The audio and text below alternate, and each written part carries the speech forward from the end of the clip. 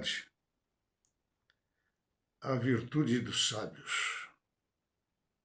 Santa Teresa de Calcutá, Prêmio Nobel da Paz de 1979, canonizada pelo Papa Francisco em 2016, apelidada de a Santa das Sarjetas, porque assistia os mais pobres dos pobres, os marginalizados pela sociedade, dizia que a humildade é a mãe das virtudes e que não importava o tamanho das coisas a fazer, mas sim que mesmo pequenas deviam ser feitas com o máximo de amor. Einstein vivia de forma extremamente modesta, quando poderia ter tido uma vida de muito conforto e riqueza. A fama era inevitável. Quando foi lecionar em Princeton, seus superiores pediram que escrevesse num papel quanto pretendia ganhar. Ele o fez. O contra-cheque que recebeu significava 3 ou 4 vezes mais do que mencionara. Entenderam os leitores que, se pagassem o quanto ele pedira, estariam desprestigiando a universidade e os demais professores. Os verdadeiros gênios, como esse misterioso e enigmático homem, não se orgulham do que produzem, porque sabem que a prole que dão à luz não corresponde à grandeza da concepção. Ele tinha vergonha do pouco que produzia. Pedia desculpas por isto. Gandhi sempre me fascinou e serviu de referência para a minha busca da prática do bem e da humildade, certamente por mim pouco conseguida. Ele foi um homem que inaugurou uma nova experiência vivenciar, equilibrando em si mesmo dois mundos completamente dialéticos: oração e ação, vida material e espiritual. A mensagem da sua vida indicou-nos o caminho para a nossa própria plenitude, acentua Martin Claret no livro de sua editora Gandhi, o Apóstolo da Não-Violência, de 1983. Conseguiu superar sua natureza violenta, egoísta, fortemente sexuada, ambiciosa, tímida e cruel.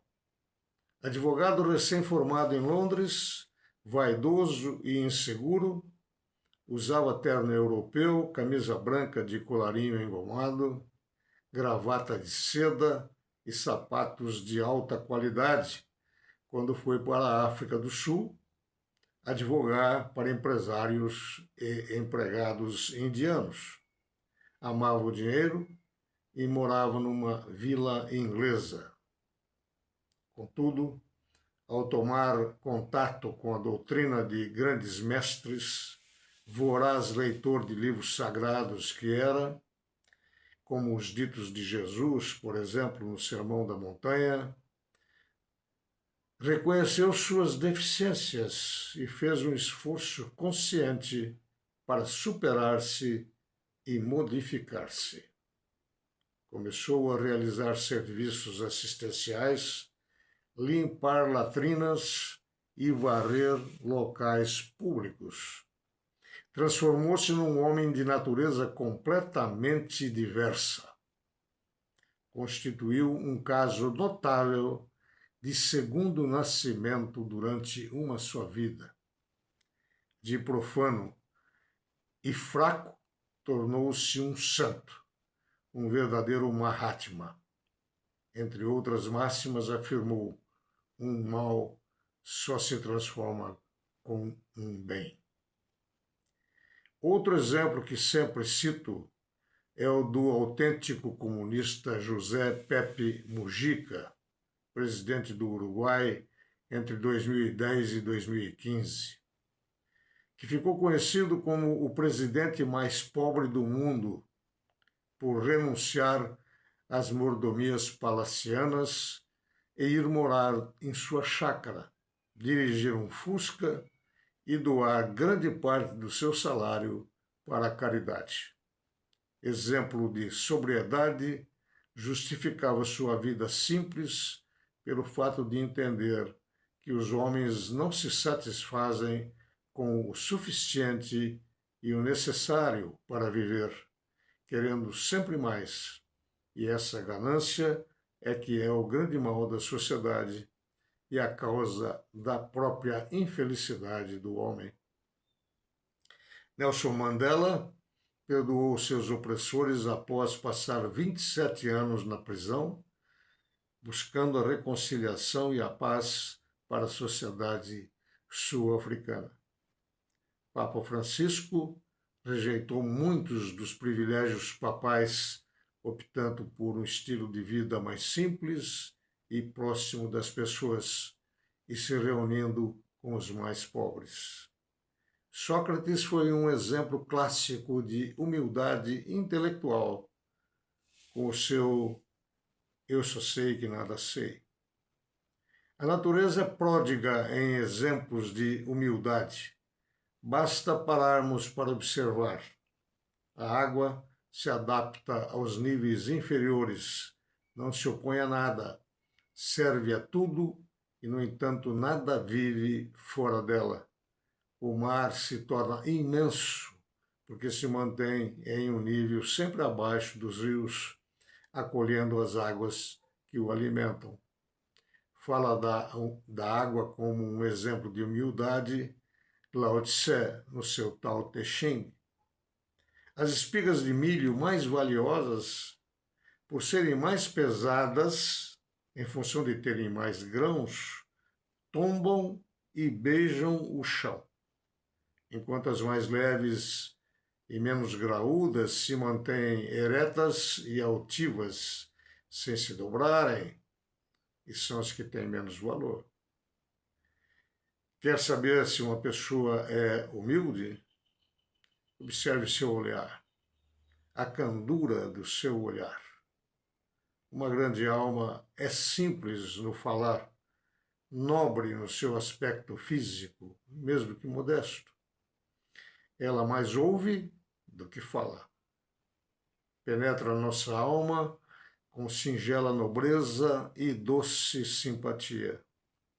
Não há nessas pessoas nenhum sinal de arrogância ou de orgulho. São seres em constante comunhão com a luz e iluminam tudo por onde passam. Em encontros tagarelas, ou mesmo em meros contatos entre seres humanos nos locais públicos, o que mais se vê é uma insensata disputa de egos. Uma loucura mesmo. O meu problema de saúde é mais grave que o seu. Eu visitei mais lugares que você. Minhas receitas culinárias são mais saborosas. É preciso aprender a ouvir nosso semelhante. Afinal, como Deus é impessoal, assim creio, ele só se personaliza,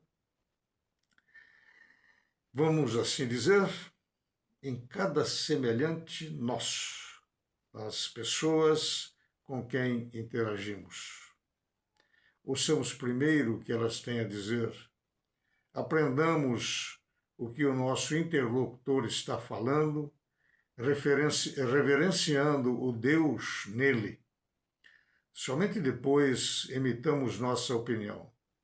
E se afinal não houver nada a aprender nesses encontros, o melhor a fazer é silenciar e ir embora. É grande virtude reconhecer os próprios limites e fraquezas, com modéstia, valorizando os outros e buscando o aprendizado contínuo, manifestando-se na consciência das próprias falhas, na ausência de orgulho e na capacidade de servir e respeitar as pessoas sem se considerar superior. Humildade deriva do latim humus, que significa terra fértil. O humilde está preparado para receber sementes e aprender constantemente. A mesma raiz latina também deu origem às palavras homem e humanidade na Grécia Antiga, sugerindo que é uma qualidade intrínseca da condição humana. Daí, a maravilhosa alegoria do Gênesis ter sido o homem criado do pó da terra.